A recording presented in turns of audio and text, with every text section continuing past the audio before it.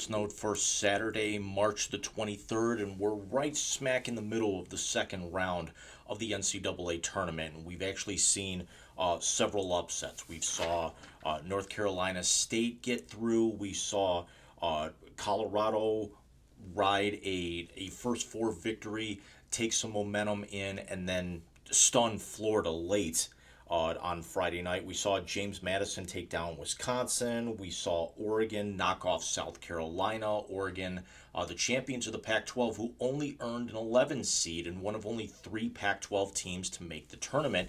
But the most stunning one outside of Yale with their win over Auburn has got to be little one bid school out of the Horizon League, the Oakland Grizzlies, shocking the Kentucky Wildcats. But then you stop and think about it, that it's really not a shock anymore when you realize that Kentucky has gone out in the first round of the NCAA tournament in two of the last 3 years. And Kentucky went out in the second round last year. John Calipari and Kentucky, for this mighty giant that they are, have not made a Final Four since 2015 and have not won a national championship since 2012. How did Oakland do it? Simple. His name is John Golke, and you put some respect on his name when he actually had 10 threes against Kentucky. Now, Golke and Golke was paired up essentially with Horizon League Player of the Year, Trey Townsend, and Townsend's three with 14:38 left in the second half put Oakland up 46-45. Kentucky never led or tied again. The largest lead for any team, I want to say, was 5, and Kentucky got it close, but never were really a threat because every time that they scored, Oakland had an answer. It would have been a larger win had Oakland actually hit their free throws, because Oakland was just over 50% on the game, which was their worst showing of the entire season. Now, when you look at Oakland, and I'm a little familiar with Oakland, as they play in the Horizon League, which is home to my hometown school and who I attended for several years, Cleveland State University. Oakland came in as winning not only the regular season but also the conference championship. Again, the Horizon League is one of those leagues, unless Butler was there, where only one team was going to get in out of the conference. Oakland finished 24-11 overall, 15-5 in the Horizon League. Their toughest win in the conference tournament was a 3-point win over Cleveland State in the semifinals, and then they dispatched the Milwaukee Panthers by 13 in the championship game.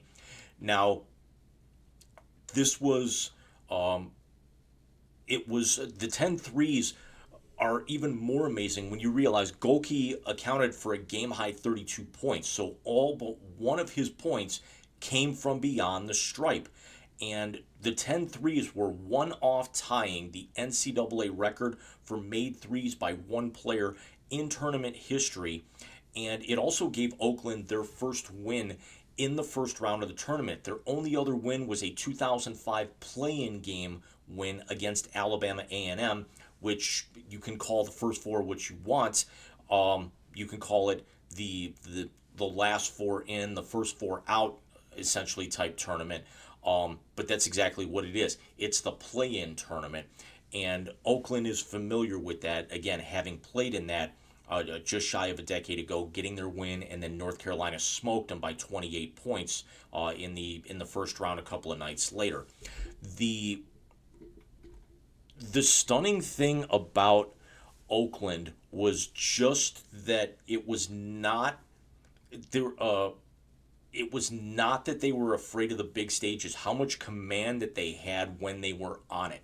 They were never intimidated at any point in this game. A lot of people thought that the upset was going to come from McNeese State over Gonzaga. There were a lot of people who were picking McNeese in that game. Gonzaga goes out and smokes them by nearly 30. The Yale win over Auburn was stunning, but the Oakland game the more you think about it, it's maybe not as stunning as you think, because at the time I'm recording this at 8:35 on Saturday night, Oakland is down 45-42 to NC State, the champions of the ACC, the tournament champions of the ACC, in the second round, and there's about 11 and a half minutes to go. Again, Oakland a 14 seed, NC State's an 11. For Oakland to knock off NC State, it would be an upset, but you're talking about a blue blood, as Oakland just ties the game 45 all. They knock off a blue blood, and then they knock off a conference champion, a conference tournament champion, which is never easy to do, especially when that's a Power 5 conference like the ACC is.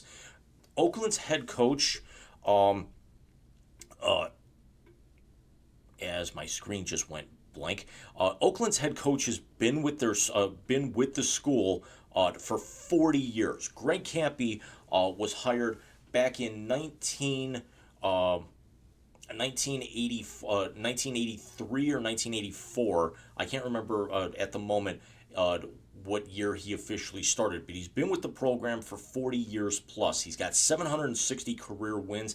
This had to be easily the sweetest one of them all.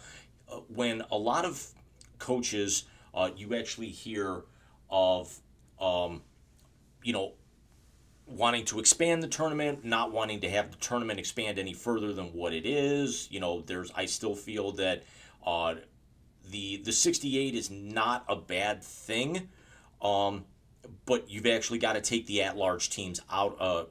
You've got to take the one bid teams out of it, and you've got to make it just purely the at-large teams, and then.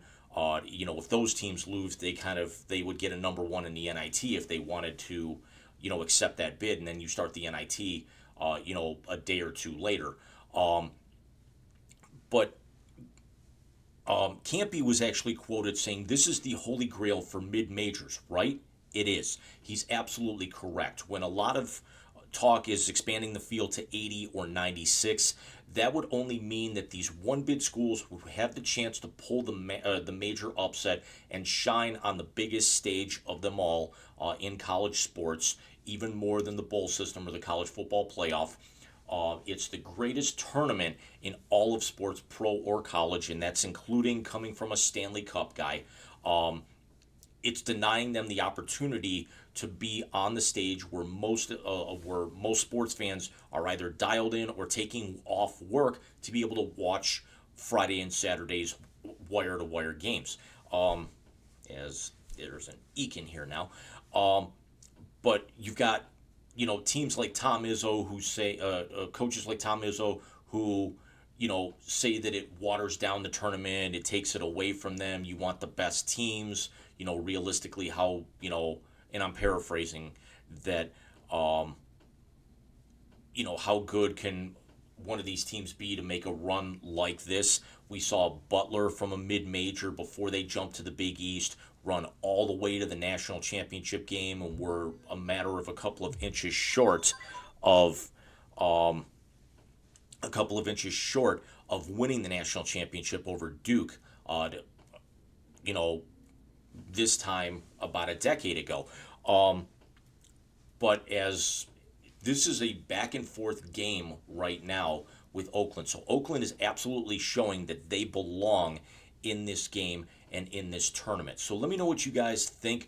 Was this the bigger win for them, for Oakland, or was Yale the bigger win? What do you think of Calipari's comments that they may need to kind of think how they go out and they get their players, as opposed to getting freshmen? Do they actually now start, dipping into the NIL and try to buy up? Because that's essentially what Kentucky does as a one and done school, not only in the NCAA tournament the last 2 or 3 years, but by going out and actually starting to buy upperclassmen, turning their team essentially into kind of an all-star team at that particular point. Mike and I will be with you on the Wise Guys. We will probably be live by the time this episode goes up. I will be back with you guys here, hopefully in the next couple of days, as we're going to have the Sweet 16 established by tomorrow night, provided there's not any other major upset. and look out for the new Wise Guys looks. You've seen it kind of on social media here, and again, I will be back with you guys here, barring a massive upset, probably sometime Wednesday, Thursday. Take care.